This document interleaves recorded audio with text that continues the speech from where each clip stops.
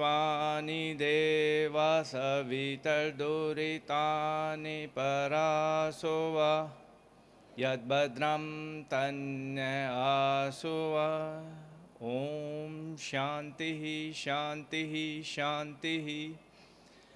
इस सत्र के अध्यक्ष आदरणीय पूर्ण न्यायमूर्ति श्री सज्जन सिंह कोठारी जी, आदरणीय आचार्य श्रेष्ठ श्री अग्निव्रत नैष्टिक जी, आदरणीय योगी विदेही जी, आदरणीय प्रोफेसर शिवदर्शन सिंह मलिक जी, आदरणीय प्रोफेसर भूप सिंह जी, आदरणीय मंडावी जी, देवी सिंह भाटी जी, आदरणीय श्रोतागण, परम आदरणीय मातृशक्ति। जितना जितना यहाँ इस मंच से मेरे विषय में कहा गया, शायद वो प्रेम की वजह से अधिक कह दिया। उसमें से जितना मेरे पे लागू होता होगा वो मैं स्वीकार करता हूँ, जो अतिशयोक्तिपूर्ण कह दिया गया होगा उसे मैं अस्वीकार करता हूँ। जितनी योग्यता मेरी बताई गई उतनी कदाचित है नहीं। मैं आचार्य जी को भी कहता हूँ, मैं इस मंच पर बैठा हूँ, शायद मैं इस मंच के योग्य नहीं हूँ। ना तो मैं वैदिक विज्ञान में ही उतनी गति रखता जितनी यहाँ उपस्थित महानुभाव रखते हैं, और ना मैं आधुनिक विज्ञान में उतना कार्य कर पाया हूँ जितना यहाँ उपस्थित महानुभाव कर चुके हैं। फिर भी अब खड़ा कर दिया गया है, बोलने को कहा गया है, तो बोलूँगा तो हूँ। कुछ बातें वैज्ञानिक हैं, कुछ बातें व्यवहारिक हैं। दोनों बातों को मिला जुला कर मैं अपनी बात रखूँगा। मेरी संभाषण शैली हो सकता है उतनी अच्छी ना हो सकता है मेरी जो भाषा है शरीर की, शारीरिक या संप्रेषण कौशल उतना अच्छा ना हो। फिर भी आप लोग थोड़ा सा धैर्य से अगर सुनेंगे तो मुझे अच्छा लगेगा। तो मुझे जो विषय बोलने के लिए दिया गया है वो है पर्यावरण रक्षा। तो दो शब्द इसमें आते हैं, पर्यावरण और रक्षा। तो पहले हम देख लेते हैं पर्यावरण क्या होता है। पर्यावरण आपके चारों ओर का आवरण होता है, और पर्यावरण की अनेकों परिभाषाएं दी जा सकती हैं। और पर्यावरण की परिभाषाएं किस बात पर निर्भर करती है कि आप किस वस्तु, किस व्यक्ति, किस जीव, किस जड़ और किस चेतन के सापेक्ष ये परिभाषा लेना चाहते हैं। अगर आप मनुष्य को केंद्र में रखेंगे तो मनुष्य जहाँ जहाँ जिन जिन वस्तुओं से व्यवहार करता है, संबंधित है, ऊर्जा का आदान प्रदान करता है, वो सब उसके पर्यावरण में आ जाएगा। लेकिन अगर आप आत्मा को केंद्र में रखेंगे तो पर्यावरण की परिभाषा बदल जाएगी, और आप पूरे ब्रह्मांड और सृष्टि को मानते हुए पर्यावरण की परिभाषा रखेंगे तो वो बदल जाएगी। लेकिन जो मोटी मोटी बात है वो हम करते हैं। हम मानते हैं कि हम ही अपने को केंद्र में रख के इस समय पर्यावरण के लिए चिंतित हैं, तो हमारे चारों ओर का आवरण पर्यावरण हुआ। आधुनिक वैज्ञानिक पर्यावरण का जो अध्ययन करते हैं उसके लिए वो कुछ इकाई बनाते हैं जिसे वो कहते हैं पारिस्थितिक तंत्र, इकोसिस्टम, और उसके अध्ययन को वो कहते हैं पारिस्थितिकी, इकोलॉजी। क्या होता है ये इकोसिस्टम? ये होता है जितने भी किसी स्थान विशेष में जैवीय घटक हैं, जीवित और अजीवीय घटक हैं, उनके बीच में जितना भी ऊर्जा का आदान प्रदान होता है उस सब की श्रृंखलाबद्ध इकाई को पारिस्थितिकी तंत्र बोलते हैं। यहाँ तक बात करी वैज्ञानिक परिभाषा की। अब हम बात करते हैं सामान्य बोलचाल की भाषा में। तो एक छोटी सी कहानी मैं सुनाना चाहता हूँ। कल से जो भी वक्ता आ रहे हैं उनकी शैली बहुत अच्छी है, वो कहानी या कथा को सुनाते हैं। ये वास्तविक कहानी है और इसका वास्तविक घटनाओं से पूरा संबंध है। हमारे यहाँ दो यंत्र आजकल बहुत प्रयोग हो रहे हैं, बदलते हुए पर्यावरण की वजह से ही कह लीजिए। एक है रेफ्रिजरेटर और एक है एयर कंडीशनर। ये दोनों अगर आप अब से 40 साल पहले के देख पाएं या किसी ने पुराने देखे हों तो बहुत बड़े साइज में होते थे, बड़े आकार में होते थे। कूलर भी बड़े बड़े, रेफ्रिजरेटर भी बड़े बड़े और एयर कंडीशनर भी बड़े बड़े, और उसमें जो गैस प्रयोग होती थी वो अमोनिया या कार्बन डाइऑक्साइड ठोस।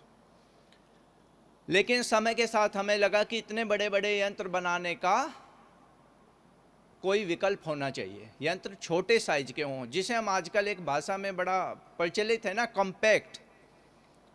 तो हमने क्या किया, विभिन्न प्रकार के जो अमोनिया या कार्बन डाइऑक्साइड थे उनके अल्टरनेटिव ढूंढने शुरू किए, और थॉमस मिडले जूनियर नामक एक साइंटिस्ट ने एक केमिकल बनाया, CFC, क्लोरोफ्लोरोकार्बन। उस केमिकल में कुछ खासियतें थी, वो ना तो ज्वलनशील था, ना वो विषैला था, ना वो ज़्यादा स्थान घेरता था, ना वो क्रिया करता था किसी अन्य पदार्थ से, बहुत कम क्रिया करता था।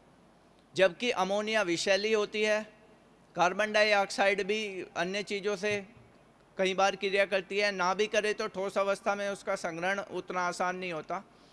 तो इस केमिकल को उस समय वैज्ञानिक जगत ने कहा कि it is a miracle chemical, चमत्कारिक द्रव्य। और उस चमत्कारिक द्रव्य ने उस समय की आपकी जो रेफ्रिजरेटर और एयर कंडीशनर की दशा और दिशा थी वो बदल दी। CFC याद रखिएगा, कहानी आगे बढ़ेगी। कहानी आगे बढ़ती है, 10-15 वर्ष गुजर जाते हैं, अनेकों कंपनियां ऐसे AC और फ्रिज बेचती हैं जिसमें CFC यूज होता है। बहुत कॉम्पैक्ट, छोटे बनने लगते हैं फ्रिज, हल्के हैं, एक जगह से दूसरी जगह ले जाना आसान है, और विज्ञान की वाहवाही होती है, होनी चाहिए, बड़ा परिश्रम किया था। एक रिपोर्ट उसके बाद 10-15 सालों के बाद एक रिपोर्ट आती है कि जो आपका एंटार्कटिका रीजन है उसके ऊपर जो आपके वातावरण के ऊपर ओजोन की परत है वो धीरे धीरे करके कम होती जा रही है, उसे कहते हैं ओजोन होल। अब होल, ओजोन होल हो गया तो हमें क्या फर्क पड़ा, क्यों उस रिपोर्ट को हमने इतना सीरियसली ले लिया, इतने चिंतित हो गए? क्योंकि हमें पता लगा कि जो UVB रेज सूर्य से आती है वे इस ओजोन लेयर के द्वारा अवशोषित की जाती है और हम उससे बच जाते हैं। ओजोन लेयर में अगर छिद्र हो गया, छिद्र का मतलब ये नहीं कि वहाँ से ओजोन लेयर ख़त्म हो गई, उसकी कंसंट्रेशन, उसकी अधिकता इतनी कम हो जाती है कि वो UVB रेज को अवशोषित नहीं कर पाती। तो हमें लगा कि भाई ये हो रहा है। जब उसके कारणों पे गए तो पता लगा कि CFC से फ्री रेडिकल बनते हैं, और वो फ्री रेडिकल इस ओजोन परत के क्षरण में, इसके डिप्लीशन में, इसके खत्म होने में सबसे महत्वपूर्ण भूमिका निभाते हैं। अब क्या करें, 15 साल पहले तो वाहवाही लूट ली, तो चलो भाई नया केमिकल बनाते हैं, मतलब अटके हुए केमिकल पे ही हैं। आप इस पूरी स्टोरी में एक चीज देखेंगे कि केमिकल पे अटके हैं। तो उन्होंने कहा कि CFC पे रोक लगा दो, एक वियना कन्वेंशन आ गया, एक मॉन्ट्रियल प्रोटोकॉल बना दिया गया कि अब से AC और रेफ्रिजरेटर में कोई भी CFC को यूज नहीं करेगा। क्या करेंगे, HCFC बना दिया, हाइड्रोक्लोरोफ्लोरोकार्बन। एक फ्लोरीन को एक हाइड्रोजन से सब्स्टिट्यूट कर दिया। खुश हुए, नाप के देखा, हाँ भाई ये ओजोन को नुकसान कम पहुंचा रही है, बहुत खुश हुए। खुश होते होते 10 ही साल हुए। आधुनिक विज्ञान की एक खासियत है कि ये कुछ भी बनाता है, 10 साल से ज़्यादा खुश नहीं रख पाता किसी को। चाहे आप किसी क्षेत्र में देख लीजिए, मेरे पास एक ही कहानी सुनाने का समय है तो मैं बता रहा हूँ, 10 साल बाद खुशी समाप्त हो गई, क्योंकि रिपोर्ट आई, रिसर्च हुई, पता लगा कि ये HCFC ओजोन को तो नुकसान कम करता है, लेकिन ग्रीन हाउस इफेक्ट इसका बहुत ज़्यादा है। ग्रीन हाउस इफेक्ट, जैसा भूप सिंह जी ने कहा, वातावरण को गर्म करने के लिए, जिसे हम क्लाइमेट चेंज करके बोल रहे हैं, जलवायु परिवर्तन, ये तो बहुत गर्मी पैदा कर रहा है। अब क्या करें, तो वैज्ञानिकों ने फिर कहा कि चलो कुछ और ढूंढते हैं। कुछ और का मतलब ये नहीं कि कोई समाधान, एक और केमिकल ढूंढते हैं। तो उन्होंने कहा नहीं नहीं, ये HCFC ख़त्म करो, HFC ट्राई करो। HFC की दो खासियत हैं, ये ओजोन परत को भी क्षरण नहीं करता, और इसका जो ग्लोबल वार्मिंग पोटेंशियल है, जो जलवायु परिवर्तन में जो गर्मी पैदा करता है, वो भी इसका संतुलित है। तो एक जो प्रोटोकॉल था मॉन्ट्रियल मैंने बताया उसमें एक परिवर्तन कर दिया, किगाली अमेंडमेंट कहते हैं उसे, साउथ अफ्रीका में हुआ। और उसके बाद से इस SCFC को भी अब धीरे धीरे आपके रेफ्रिजरेटर और उससे हटाया जा रहा है, 2030 तक हटा दिया जाएगा। HFC की खुशी 8 ही साल चली, उसमें कुछ ऐसे गुण हैं जो उसे ज्वलनशील भी सिद्ध कर सकते हैं, पूरा सिद्ध नहीं हुआ है, लेकिन उसे वो हानिकारक मानते हैं और किसी वजह से उसे डेंजरस केमिकल की कैटेगरी में डाल दिया। तो अब नई रिसर्च हो रही है हेक्साफ्लोरो कंपाउंड्स पे, 2-3 और कंपाउंड्स हैं। इन सारे केमिकल्स को लेके हम अपने AC और रेफ्रिजरेटर का करते हैं। कहानी इसलिए सुनाई है कि आधुनिक विज्ञान की पर्यावरण की समझ यही है, वो एक चीज आपको बना के देंगे, 8-10 साल खुश हो जाओ, उसके बाद उसके साइड इफेक्ट उन्हें पहले से तो पता नहीं होते, उन्हें पता लगेंगे, वो कहेंगे भाई नुकसान हो गया, इसे छोड़ दो, अब इसे के ले लो। घूमते रहेंगे केमिकल पर। और उसकी समस्या क्या है? मैं उन वैज्ञानिकों का बहुत सम्मान करता हूं, मैं उन्हीं में से एक रहा हूं कभी। वो रिसर्च बहुत करते हैं, मेहनत बहुत करते हैं, परिश्रम बहुत करते हैं, लेकिन उनकी जो दृष्टि है, उनकी जो अप्रोच है वो गलत है। वो स्थूल पे केंद्रित है, वो ये देख ही नहीं पा रही कि पर्यावरण एक समग्र चीज है और उसे चला ऊर्जा रही है, न कि ये केमिकल। एक केमिकल को आप दूसरे केमिकल से, दूसरे को तीसरे से, तीसरे को चौथे से, बिना ये समझे कि इनका पारस्परिक प्रभाव क्या होगा। तो ये कहानी है आधुनिक विज्ञान की पर्यावरण के बारे में, समझ के बारे में। दूसरा, अब हम अपनी समझ की बात कर लेते हैं, क्योंकि वैज्ञानिकों को तो जो कहना था मैंने कह दिया इस कहानी के माध्यम से। अब कुछ कहानी हम अपनी सुन लेते हैं। आप ये बताइए कि मनुष्य होने के लिए सबसे जरूरी क्या है? कल एक आख्यान दिया गया था सुकरात का।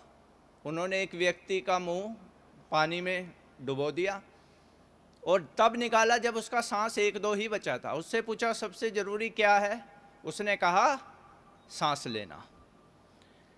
मनुष्य अगर इस धरती पे सब कुछ खत्म हो जाए तो आप क्या चाहेंगे जो चीज सबसे आखिर में खत्म हो?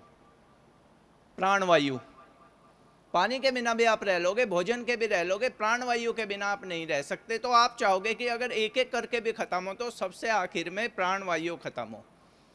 क्या जो प्राणवायु आप ग्रहण कर रहे हो वो ग्रहण करने लायक बची है?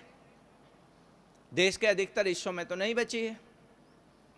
अब क्या करें, जीवित तो आपको रहना ही है। तो पता है बड़े बड़े शहरों में प्राणवायु का विकल्प क्या आ रहा है? एक तो आपने कोरोना में विकल्प देख लिया, प्राणवायु बिक रही थी। सोचा नहीं होगा कि वायु भी बिकेगी, लेकिन प्राणवायु बिकी, और बिकी तो बहुत महंगी बिकी। लेकिन मैं सामान्य स्थितियों की बात करता हूं। बड़े बड़े शहरों में एयर प्यूरिफायर लगाए जा रहे हैं, जो कि कमरों में रखे जाते हैं और जिनसे कहा जाता है कि ये वायु को शुद्ध करेंगे। ये तो आपकी वायु की हालत है, पैसा कमा लो कितना ही, प्राणवायु की ये हालत है। उसके बाद, प्राणवायु के बाद आप क्या चाहेंगे जो बचा रहे? जल। जल की ये हालत है इस अधिकतर हमारे भारतवर्ष में कि बिना आरओ, बिना फिल्टर सिस्टम आप पानी नहीं पी सकते। यानी आपको सांस लेना है तो आपको टेक्नोलॉजी का प्रयोग करना पड़ रहा है, एयर प्यूरिफायर का, उसमें बिजली भी लग रही है, आपका खर्चा भी हो रहा है। और अगर आपको पानी पीना है जो आपकी मूलभूत आवश्यकता है, तब आपको फिल्टर का या आरओ का प्रयोग करना पड़ रहा है। भोजन की बात जितनी की जाए उतनी कम है। सभी जानते हैं भोजन में किस किस प्रकार की मिलावटें आ रही है और उनके क्या क्या दुष्प्रभाव है। समय नहीं है तो विस्तार में नहीं जाऊंगा। फिर क्या हुआ बताइए? इसके बाद भी आपको कुछ चाहिए? चलो मैं सभी चीजों को छोड़ के आवास पे आ जाता हूं। क्या किसी ने ध्यान से सोचा है कभी कि आवास का, जो आपका घर है, जो आश्रय है, उसका मूल कार्य क्या है? बताइए। उसका कार्य है आपको मौसम की विपरीत जो परिस्थितियां बनती हैं उनसे बचाना। अब मैं आजकल के घरों की बात करता हूं। गर्मी आती है तो ये तप जाते हैं, जबकि घर को क्या करना चाहिए था? गर्मी में आपको गर्मी से बचाना चाहिए था। और ये क्या कर रहा है? ये गर्मी में खुद ही गर्म हुए जा रहा है। मतलब घर आपको नहीं बचा रहा, ये तो गारंटी है। अब कौन बचाएगा? टेक्नोलॉजी, बिजली, विद्युत, जिसने सुबह यज्ञ में भी बाधा उत्पन्न करवा दी थी, वो विद्युत। और उसका माध्यम क्या है? कम तप रहा है घर तो कूलर बचा देगा, नहीं तो भैया एयर कंडीशनर। और एयर कंडीशनर कैसा बचाता है वो डॉक्टर साहब मुझे बता रहे थे, मलिक साहब, और मैं भी परेशान रहता हूँ एयर कंडीशनर से। रात ही एयर कंडीशनर में रह लिए, सुबह से सिर में दर्द है। बिजली अलग, और वो जो ओजोन को नुकसान पहुंच रहा है वो याद रखना, वो स्टोरी याद रखना। अब सर्दियां आ गई, आपका घर आपको सर्दी से भी नहीं बचा रहा। वो सर्दी में वो गर्म होना चाहिए था, वो आपसे पहले ठंडा हुआ जा रहा है। अब क्या चाहिए? हीटर। कम पैसा है, साधारण हीटर, अधिक है तो कन्वर्टर, ऑयल हीटर। लेकिन हीटर पैसा, विद्युत। बरसात की हालात ये है, कितना ही अच्छा घर बना लो, 8-10 साल तो आपको बरसात से बचा देगा। ये जो सीमेंट के घर बनाए जा रहे हैं, उसके बाद उसमें नमी आनी शुरू हो जाए। तो भैया कौन सा आवास जो आपको सर्दी में नहीं बचा पा रहा, गर्मी में नहीं बचा पा रहा, बरसात से नहीं बचा पा रहा, फिर गर्मी में आपसे पहले गर्म हो रहा है, सर्दी में आपसे पहले ठंडा हो रहा है, बरसात में वो 5-7 सालों में ही टपकने लगता है, उसमें सिल्लन आ जाती है, क्या है? तो ये आपकी पर्यावरण के प्रति समझ है। आप में मैं भी हूं। कभी आप ये सोचो कि मंच पे खड़ा है तो हमें ही हमें बोल रहा है, नहीं, मैं भी हूं। ये हमारी पर्यावरण की समझ है। अब समाधान की ओर आते हैं, समय कम है। आदरणीय प्रोफेसर जी ने 2 बात कही, कृषि और गो।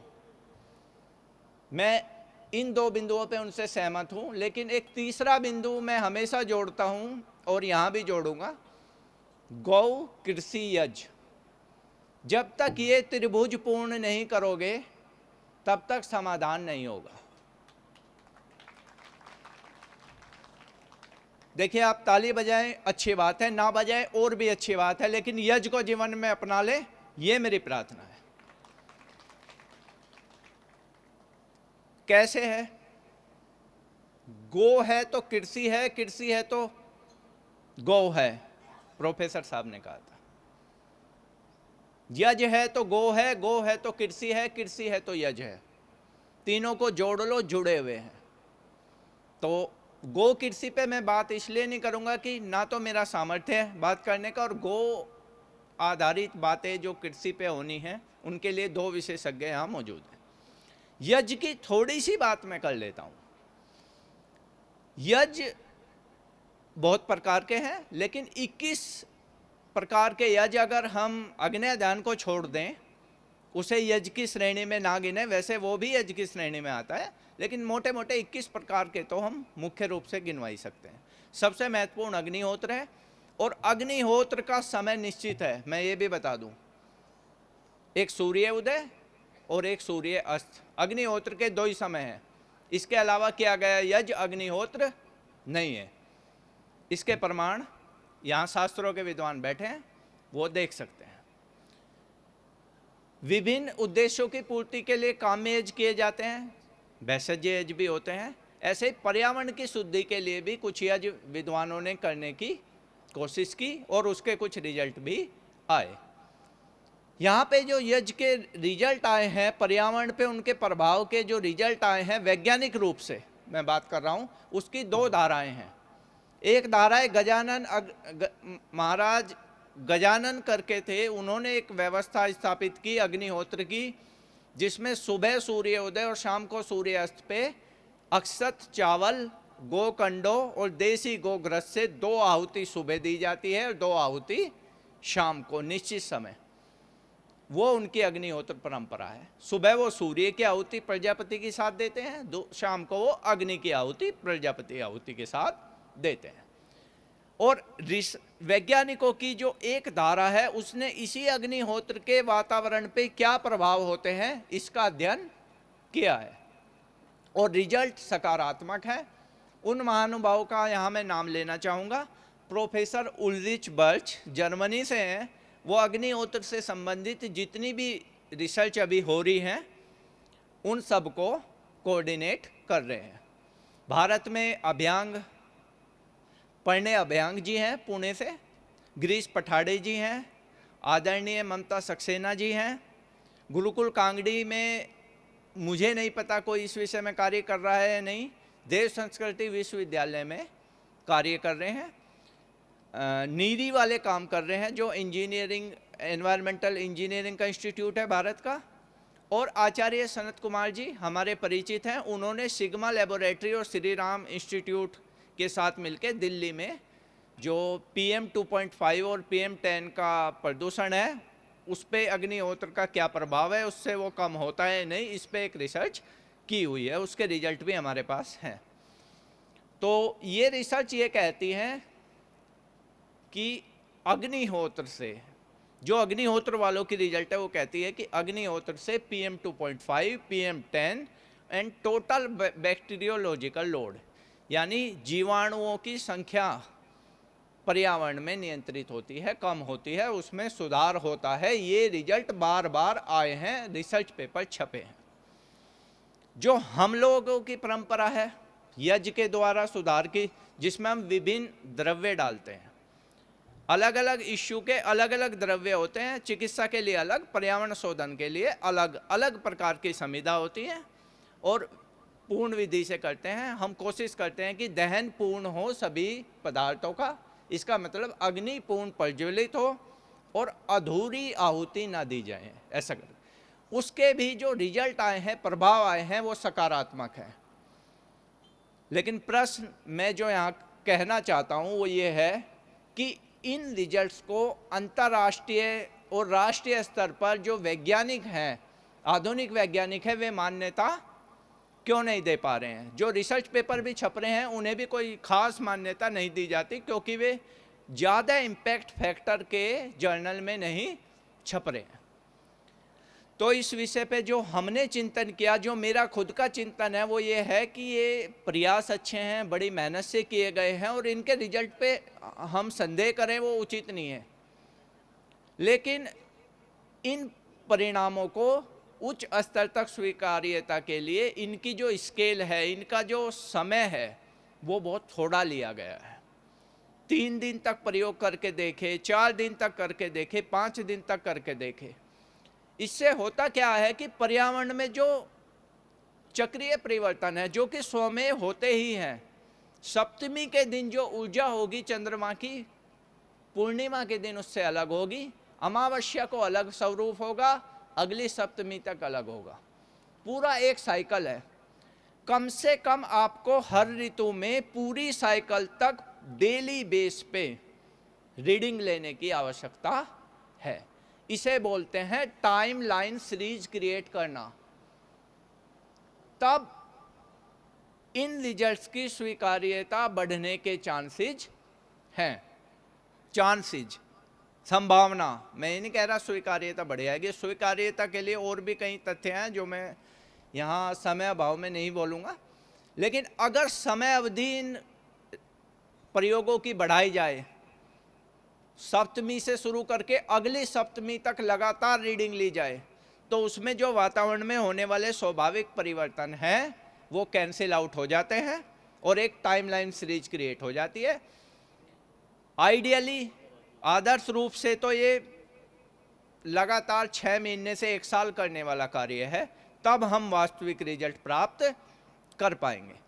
लेकिन मैंने कहा कि मैं ज़्यादा वैज्ञानिक भी नहीं जाऊंगा। मैं यहाँ ये बात नहीं करूंगा कि हमें गैस क्रोमेटोग्राफ यूज करना है, ओजोन एनालाइजर यूज करना है या TOMC यूज करना है। ये सब यहाँ मीनिंगलेस है।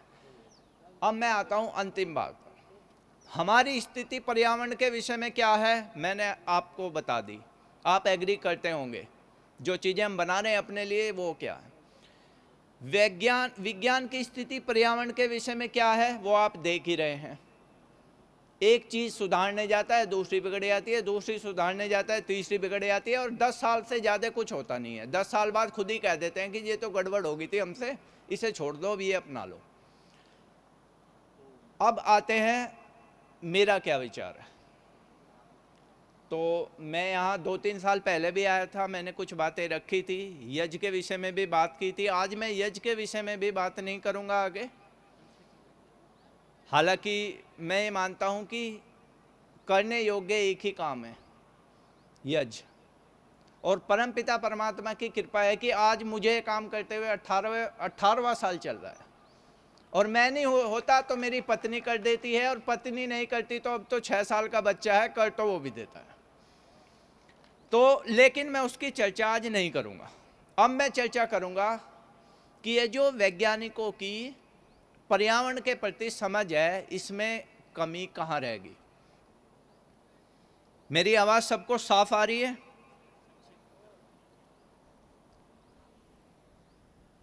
अब मेरी आवाज़ आई? कुछ बोला मैंने?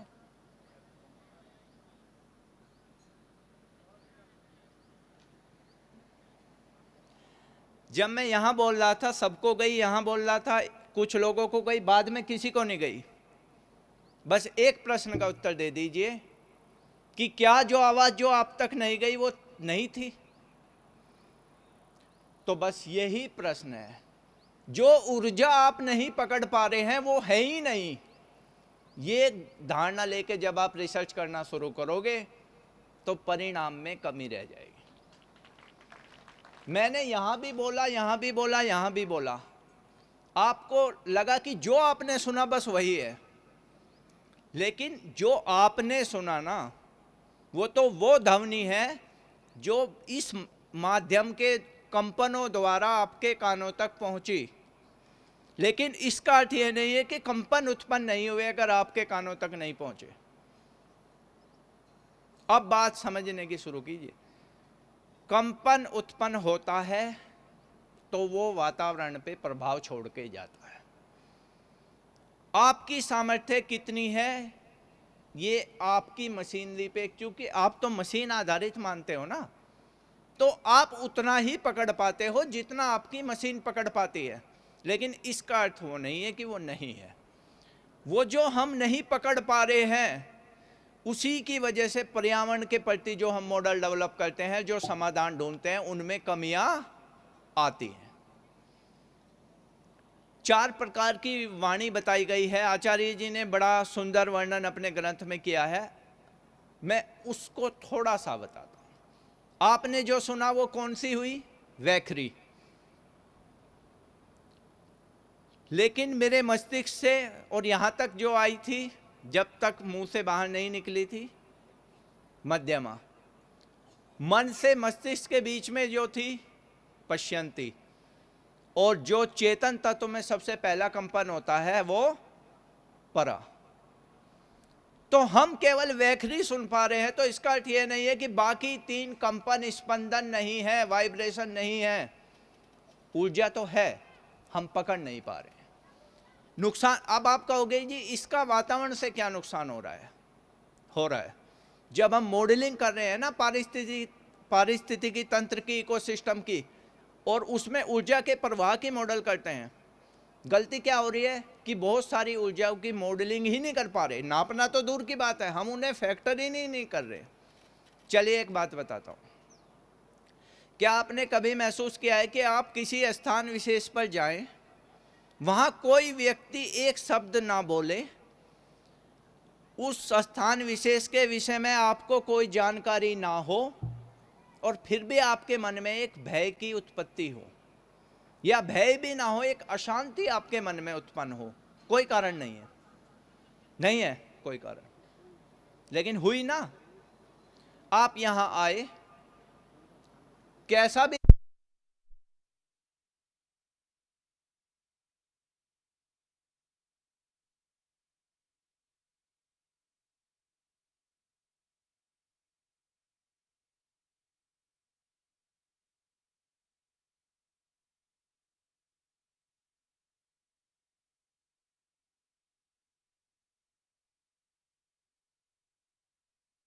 जब झूठ बोलते हैं, भले ही दुनिया से छुपा ले, लेकिन आपके अंदर एक हलचल पैदा होती है कि हमने झूठ बोला।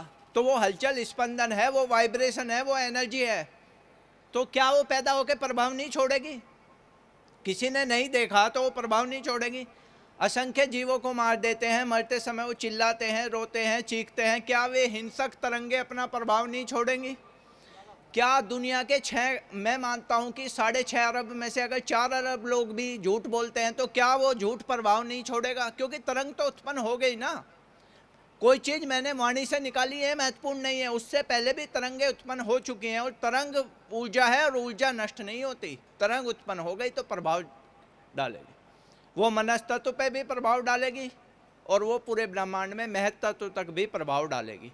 उस प्रभाव को हमें अपने पर्यावरण विज्ञान के अध्ययन में जब तक समावित नहीं करेंगे तब तक नॉलेज अधूरी रहेगी, और नॉलेज ज्ञान अधूरा रहेगा तो परिणाम भी अधूरा आएगा। तो क्या परिभाषा होनी चाहिए उस पारिस्थितिकी तंत्र की, जहां हम कह रहे हैं कि जीवीय और अजीवीय घटक ऊर्जा के द्वारा जुड़ के जो तंत्र बनाते हैं वो पारिस्थितिकी तंत्र है? नहीं, जड़ और चेतन तत्व सूक्ष्म स्पंदनों और रश्मियों के विभिन्न प्रकारों द्वारा जुड़कर जो एक तंत्र तैयार करते हैं वो पारिस्थितिकी तंत्र के अध्ययन की इकाई होनी चाहिए।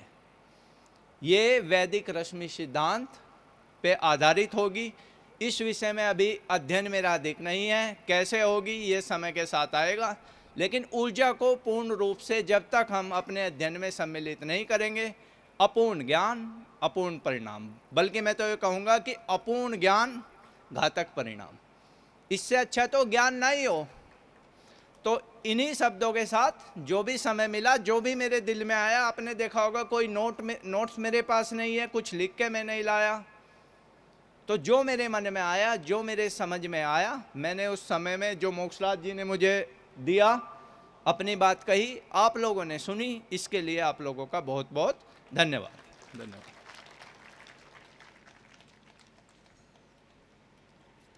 विनीत जी, बहुत बहुत साधुवाद। वास्तव में आप बहुत अच्छा बोलते हैं। आपके लिए मैं फिर से आह्वान करूंगा, जोरदार तालियों से विनीत जी का उत्साहवर्धन करें। बहुत अच्छा आपने अपने उद्बोधन में शीर्षासन भी किया आपने विज्ञान का, कि कैसे आप CFC से लेके SCFC और उसके बाद ये सारा सिस्टम बदलते रहते हो। पूरी दुनिया का एक प्रयोगशाला समझ रखा है, कभी कोई विकिरण छोड़ रहे हो, कभी कुछ कर रहे हो, शोध और अनुसंधान के नाम पर मजाक समझ रखा है। जिस घर को जिस उद्देश्य से बनाते हैं उसके उद्देश्य विपरीत दिशा में जा रहे हैं, और हमारे पूर्वज जिस काम को कर रहे थे पहले से, बिना किसी, यानी एक बहुत निरापद अवस्था में उन्होंने आवास की व्यवस्थाओं को, पशुपालन को रखा, उनके साथ छेड़खानी करके, और हम एक वैज्ञानिकता का, आधुनिकता का नाम ले लेकर प्रकृति का नाश कर रहे हैं। ग्लोबल वार्मिंग हो रही है लगातार। मार्च का महीना ऐसा हो रहा है जैसे जून का महीना हो गया है, क्योंकि हमारे गाँव के आसपास न बावड़ियाँ हैं, न कुएँ हैं, न पोखर हैं, न उस तरह के तालाब हैं। कहीं से वो ठंडक आती नहीं जो यूपी वालों के यहाँ आती है। तो इसलिए ये सारी सिस्टम, ये सारी चीज़ें तो बिगड़नी है। और आपने एक बहुत अच्छी बात ये कही कि जो ये नकारात्मक तरंगे हैं ना, चाहे वो मन के स्तर पर हो, चाहे आपके ज़ोर ज़ोर से चिल्लाने पर हो, या छोटे छोटे जीव की हिंसा होने पर भी उनकी कराह, उनकी चीत्कार, ये है, ये सब कुछ नकारात्मक जो चीज़ें हैं, ये एनर्जी है, ये बिगाड़ रही है पूरे विश्व को, पूरे ब्रह्मांड को। और इसलिए आपने सबसे पहले मंत्र पढ़ा, एक ही उपाय है इसका कि तरंगे ना आए नकारात्मक, ये नकारात्मक एनर्जी ज़्यादा से ज़्यादा यूनिवर्स में ना आए। उसका एक ही तरीका है, विश्वानि देव सवितर दुरितानि परासवा, कि सब ओर से हमारे दोष, दुर्गुण, दुर्व्यसन, दुख, इनका परिहार हो गया, नकारात्मकता चली गई, भद्रता आ गई, तो समझ लीजिए सब और एक शांति है, वैभव है, समृद्धि है, प्रेम है, स्नेह है, उदारता है, गंभीरता है, ये सारी चीज़ें तब आ सकती हैं। तो बहुत बहुत धन्यवाद आपका। आपने एक बात कही थी कि यज्ञ का केवल 2 ही समय होते हैं, सूर्य उदय का समय और सूर्य अस्त का समय। तो आपको हम बता दें कि यज्ञ करने का जो समय होता है वो, मैं आचार्य सूर्या जी को उस समय फ़ोन कर रहा था। मैंने कि यज्ञ के तो 3 काल कहे गए हैं शास्त्रों में, तो उसमें उदित काल भी है, अनुदित काल भी है, और समयोध्युषित काल भी है। तो उदय होने से पहले का संकल्प लिया जाता है विनीत जी, जिस समय एक दीक्षा लेता है अग्निहोत्री, तो उस समय वो उसी सोच लेता है कि मुझे राजसूय यज्ञ करना है, सोमयाग करना है, उदित काल में करना है, अनुदित काल में करना है, समयोधिष्ठित काल में करना है। तो उसकी दीक्षा के प्रकरण में चीज़ें आ जाती हैं और उनके अपने अपने लाभ हैं, अपने अपने संकल्प हैं। आपने बहुत सुंदर व्याख्या, इतना तकनीकी चीज़ों को साथ में रखते हुए विज्ञान के उन विभिन्न पहलुओं को साथ में रखा, जिसके माध्यम से विश्लेषण किया, आधुनिक विज्ञान की पोल खोली। आपका बहुत बहुत साधुवाद।